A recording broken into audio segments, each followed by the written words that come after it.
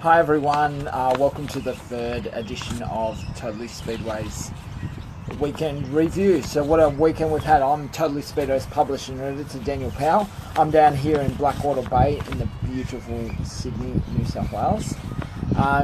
So what a night of action that we had last weekend, last Saturday, not last night, sorry. So thanks Reg for tuning in and everyone. So yeah, it's been an action-packed. There's plenty of sprint car racing, late model racing across the country. There's Formula 500s up north.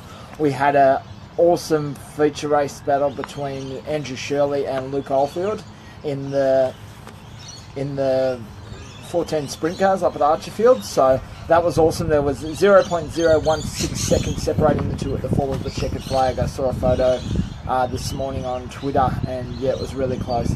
And also I've stepped away from watching the Bathurst 1000, so I'll be back to do that shortly. But in the meantime, I wanted to bring you the view. So we'll start, first things first, we've got Murray Bridge Speedway. Hopefully I don't get blown away here. I hope everyone can hear me okay.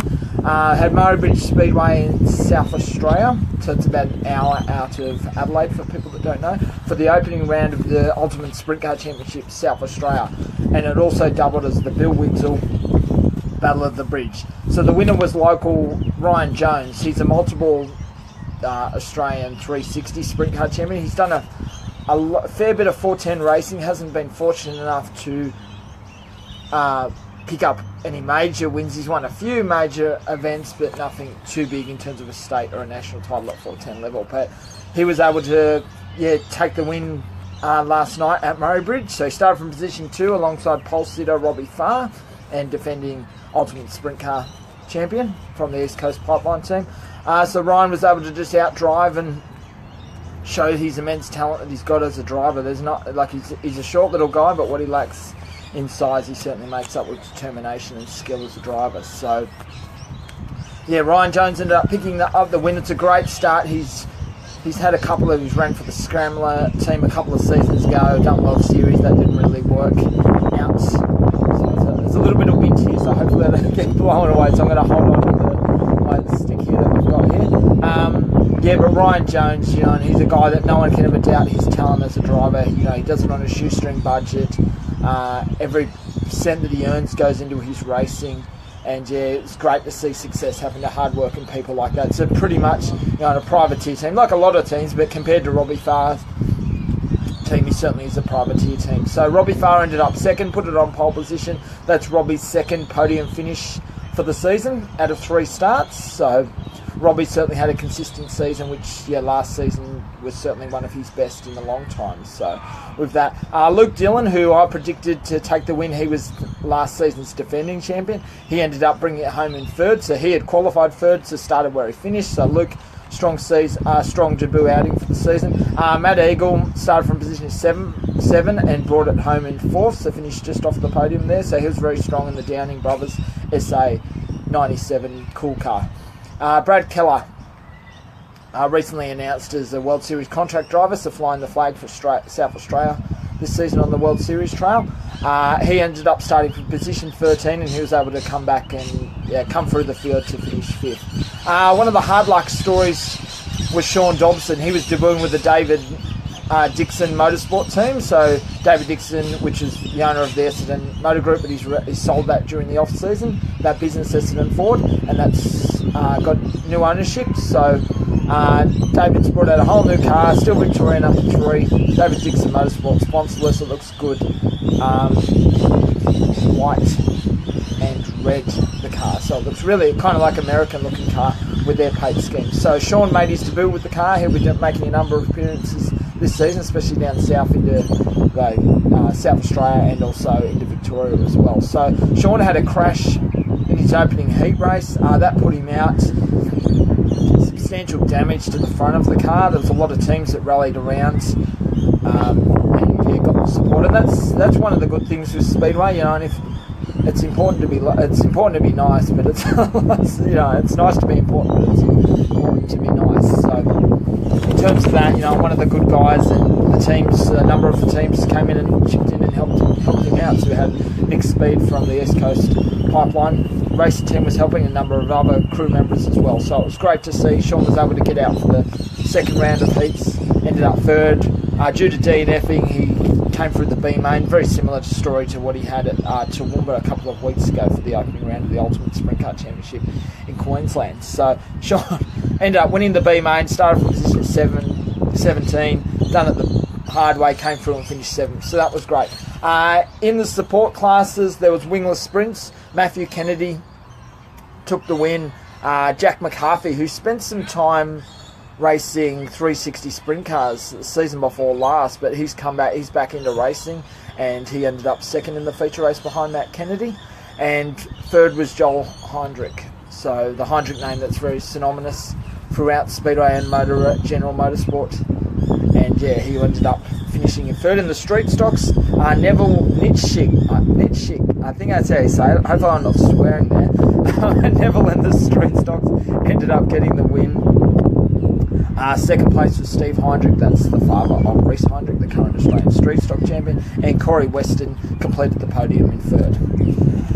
We go over to we go up north to Brisbane in Queensland. That's Archerfield Speedway. And that was for the second round of the East Coast Logistics 410 Sprint Car Series. And it was Andrew Shirley that went back-to-back. He won the opening round a fortnight ago and was able to come back and pick up back-to-back wins aboard the Queensland number 25 Ian Botcher Race Parts supported cool car. So that's owned by the Ausdeck Racing Team, Stuart Craig. He's made a return recently for this season too, sprint car racing. So yeah, he's there. So Andrew Shirley back-to-back, started from position 2. Got the lead, and yeah, him and Luke Oldfield, they battled. Luke, who had qualified on pole position, those two fought really hard throughout the finishing race, and then at the end of at the fall of the checkered flag, there was 0.016 to the second, separating the two. So that's 1/3 of a car pretty much at the fall of the checkered flag. So it was a really exciting race. Lockie McHugh, he came from position 11 to complete the podium in third. Lockie was my prediction, but he still picked up his first podium for the season, so good on you, Lockie, there. Mitchell G had a really consistent start to the season. He finished just off the podium in 4th. Callum Walker, another youngster, second generation racer, he came from position 9 to finish 5th. Peter Lack and Brent Krutzman, so Peter Lack, he ended up 7th, and the opening round winner of USC Queensland, Brent Krutzman, qualified 5th but brought it home in 8th spot. So yeah, so that was really exciting race up there, up in Queensland, and they're racing. It's good to see Queensland on and they get consistent 20 to 25 cars every meeting, but the racing up there, between the top tier of drivers is certainly fast and really impressive. Also had the debut last night of the development series for the 410 sprint cars. So this is a separate races where they don't race with the main game as such, but they race amongst themselves. So the development series had about half a dozen drivers that turned up for this show. Some had 360s, some had 410s. So there was a mixture of cars there. Peter Campbell, who's been long established as a lightning sprint racer, he made his sprint car debut and he ended up coming away with the win. So plugger, so Peter Campbell, so he's raced I think 20 odd years in lightning sprint / leader cars, so he was able to pick up the win, so that was great confidence for him. Chris Jennings, a guy out of wingless sprints, he ended up 2nd, and 3rd was Alicia Woods, so that's the youngest daughter of Alan Woods, so she made her sprint car debut last night. So her only previous experiences, I think, back when she's about 19, 20 now, but junior quarter midgets, that was her only previous real racing experience. So Alicia drove really well, kept it all together, and brought it home in 3rd. In the speed cars, also on the night, was round 2 of the Polo Ice series, and it was Scotty Farmer. So Scotty Farmer, the expat, so he's moved over to live from New Zealand to live over here and chase his racing. And so he ended up scoring his maiden speed car feature race win. So awesome win, really pumped for Scotty to do it. He's a guy that works really hard, works long hours like a lot of people do.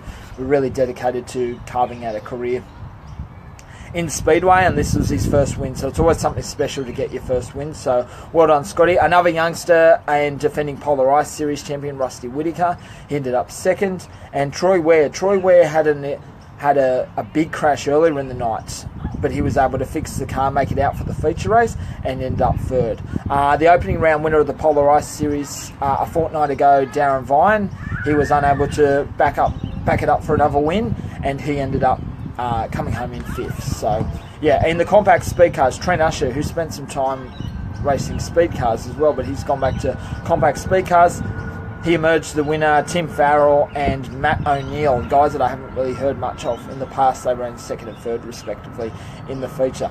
Junior Formula 500s, Nicholas Well lead the way. So he's from Toowoomba, so he drove really well. Double stint. His dad was running the sprint car last night as well, so Nick was running there in the Junior Formula 500. So he came up on top with the points. A lot of them, they're just running heats. There's no feature race or anything like that.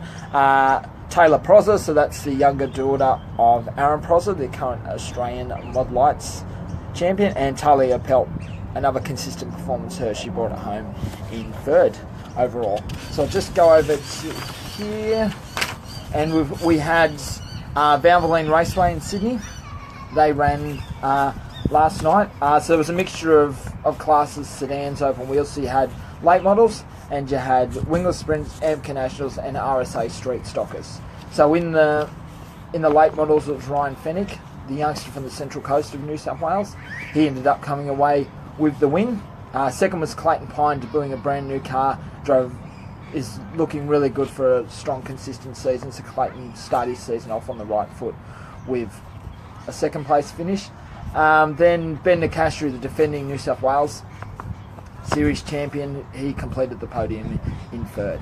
So yeah, and Darren Kane, the former Australian champion, he made his debut for the season and in the late model, and he finished just off the podium in fourth, while Tim Bink, a guy that's had a lot of success in a number of other classes over the years, like Australian titles in RSA Street Stockers many years ago, he had a competitive start to the season. He ended up fifth. So Tim's does it on a budget, but he was able to string together a strong night and bring it home in fifth. But it was an interesting format last night for the late models. They had time trials, one round of the heats, and the feature race. So just mixing up the program, just giving drivers just tampering with mixing it up with the format. So yeah, it was good to love to get people's feedback on what they thought about last night's program for the late models. So in the wingless sprints, Peter Granger from Goulburn in the Southern Tablelands of New South Wales, he picked up his win. He scored his maiden win last season at Nowra Speedway, but he was able to,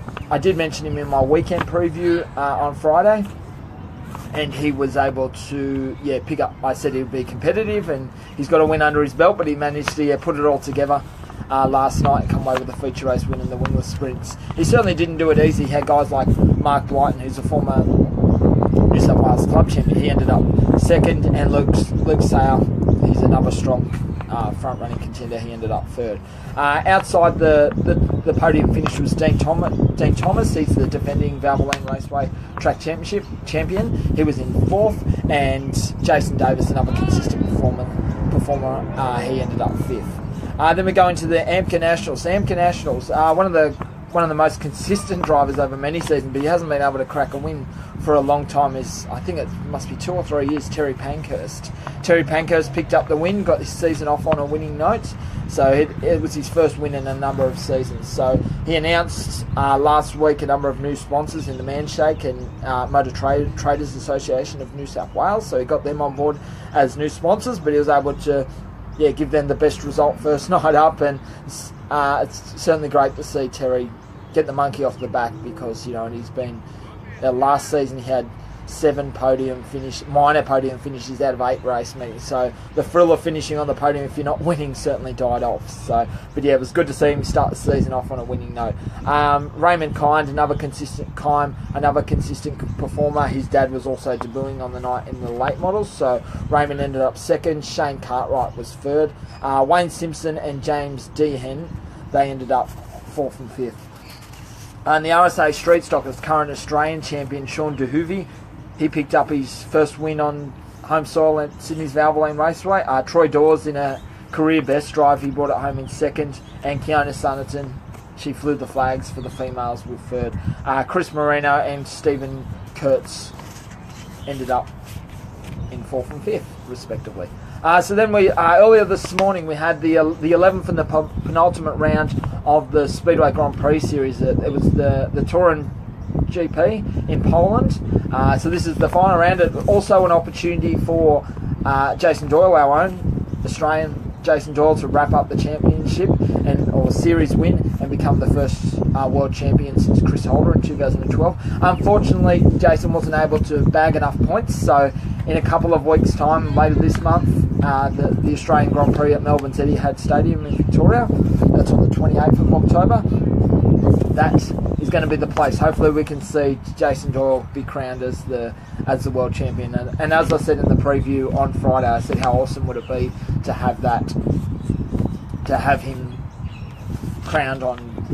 clinch the world championship in front of his home crowd. So yeah, so Jason Doyle he picked up 10 points this morning. He ended up third in semi-final number 1. It wasn't enough to obviously advance into the final. The final was won by Patrick Duick, so the Poland local. That was his maiden Speedo Grand Prix win, so really exciting. And he's also the closest. There's 14 points between himself and Jason Doyle now for the championship. So Patrick Duick is certainly got a chance to clinch the world championship away from Jason Doyle in a couple of weeks' time. So he ended up taking the win. Ty Wolfenden, he brought it home in second. The two-time world champion, he was second. That was his best run for the season, so he hasn't had the best of seasons, but yeah, he was able to bring it home in second. Bartosz Zimmerich, I'm still getting used to putting my name to all of these, so he was third, and Matty Zagard, he was fourth. So and as I said, Jason Doyle missed out on getting into the final. He finished third in semi-final number 1. Fellow Australian Chris Holder, the 2012 Australian champion, he finished 11th for the night. He collected 7 points. So Chris has been really struggling, but hopefully when he gets back on home soil in a couple of weeks, and he can repeat his performance that he did last time and winning in front of his home crowd, that'd be awesome to see. It'd be awesome to see 1-2 finish between Doyle and Holder. I don't care what the order is, as long as they're out there doing it. So the point standings at the moment. So Jason Doyle's on top of the Speedo Grand Prix standings heading into the final round of 142. So Patrick Duick 128. So he's his nearest rival and the only one capable of dethroning or taking him off the top steps. There's 14 points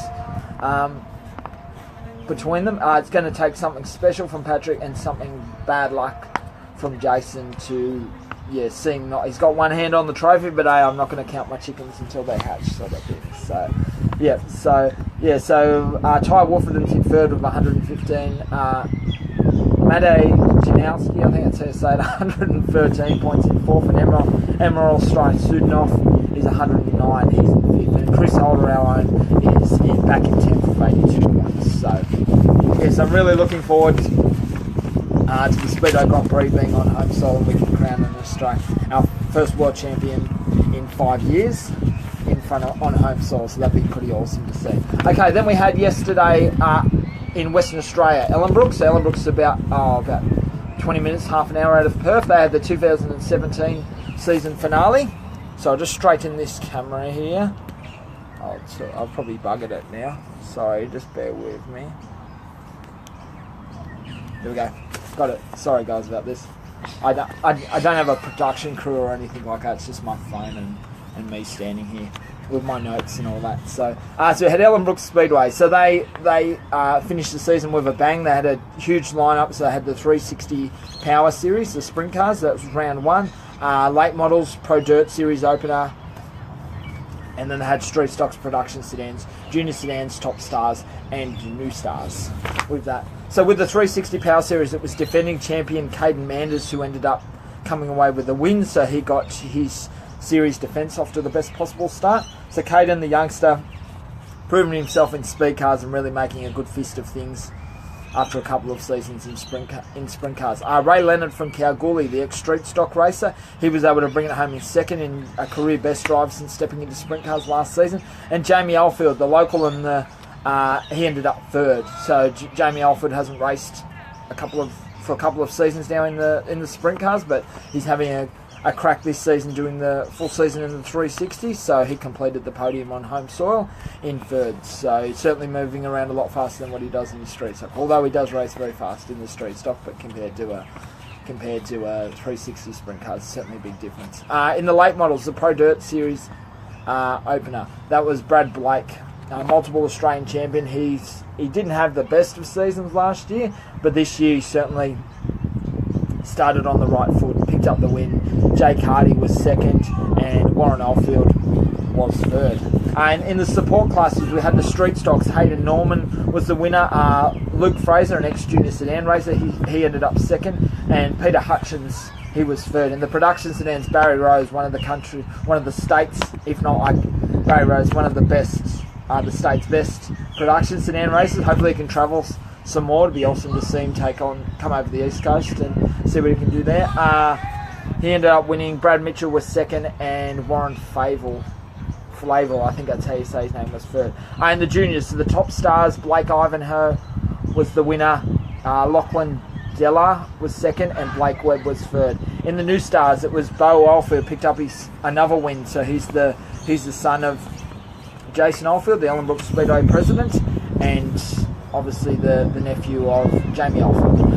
So he ended up picking up another win in the feature race for the new stars. Kane Della, so that's Lachlan's brother, he was second, and Jai Pack was third. So that completed what went on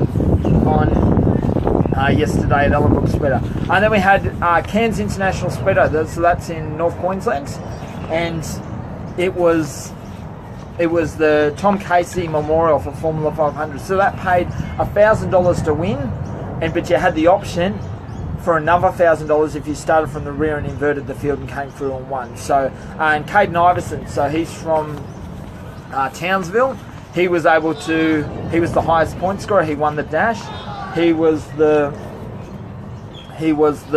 highest point scorer, won the dash, took the challenge.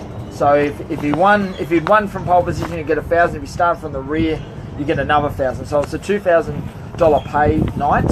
And Caden was able to do it, come from position 16 and take the win. So yeah, so he was able to come through. That was the Tom Casey Memorial. He picked up $2,000 for his efforts. So well done, Caden. Great drive, and great for you to back yourself and the team to be able to be confident to come from the rear. So Ryan Skinner, he was second. Nathan Pronger was third. So there was certainly some heavy hitters. Two of those guys are two certainly front runners when it comes to the national scene. So they've done a lot. So yeah, with that, Lexi Underwood and Alan Iverson, that's Caden's dad, was fourth and fifth. In the junior Formula 500, so the juniors were just there was only a small field, but you had Ash Ewing, I think that's how you say it. She came up on top. Brodie Davis, who was guest driving in his main car was unable to run, so they had some problems with it. So he stepped into another car and drove that, so that was great that he was able to get some more track time. And Jay Howe, he was third. In the National Fours, you had Darren Collins. He's a multiple Queensland champion in the National Fours. Full sedans, Buddy King was second, and Colin Kamaraji, I think that's how you say it, was third. In the modified sedans for the Marlin City Classic, Dave Manley was the winner. Jason Cummins and Scott Vella were second and third place on the podium. So we've got here, then we had Avalon Raceway in Geelong in Victoria.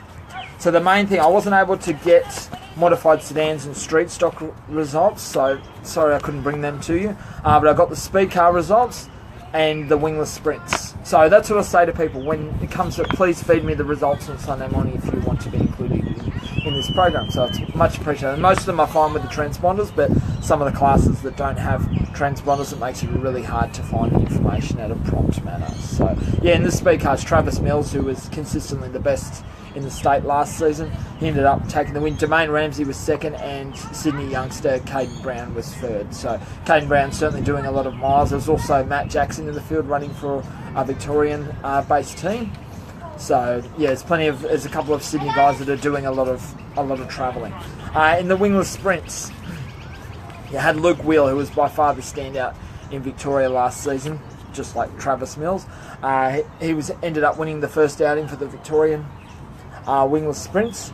Travis Miller was second, and Todd Hobson was third. So yeah, so it was plenty of good racing. They had strong numbers in the speed cars, strong numbers in the wingless sprints as well, and really competitive racing, and it's going to be looking forward to what's going to be a good season. Then we've got, so what we've had at the moment over just about half an hour ago, you had the World of Outlaws feature at Fulton Speedway in New York, and that was David Gravel that picked up the win. Jason Johnson was second, and defending World of Outlaws champion Johnny Schultz was third. Greg Wilson and Jack Hoonschild were fourth and fifth. No Australians were in the field, so yeah. We've got the Super Dirt Week for the big block modifieds. That's at Oceanwick Speedway in New York. Peter Britton flying the flag for the Australians. He's done really well. He's qualified for the feature race for the modified 200. He's starting from position 25, further down the field, but with it being, it's kind of like the Bathurst 1000 race of that. So he was able to qualify, so he can move forward. So hopefully he can come away with a strong result. So that's it for the wrap for today. Thanks everyone for tuning in. Please comment, share, follow. We don't have conversations this week. I'm teeing that up for next week with another a competitor from Western Australia. So I'm just got to confirm that. Then we've got the weekly Q&A, which is going to be on Wednesday night at 7:30. So we're doing that again, tuning in for an hour. Much appreciated everyone's support for that. And then Friday we'll have the weekend review. Or preview, sorry. And then Sunday once again with that. So thanks everyone for tuning in. Please like, comment, share. Any feedback, any results that you want to feed me, please do so, and I'll do my best to cover it. So thanks once again, guys, for tuning in. I'm going back to watch the rest of Bathurst now. Go Cam Walters. Hopefully the Speedway guy can bring home the win and back up his Sandown 500 win with Richie Stanaway. So thanks, guys. Have a good start to the week, and I'll see you guys on Wednesday night. See yous.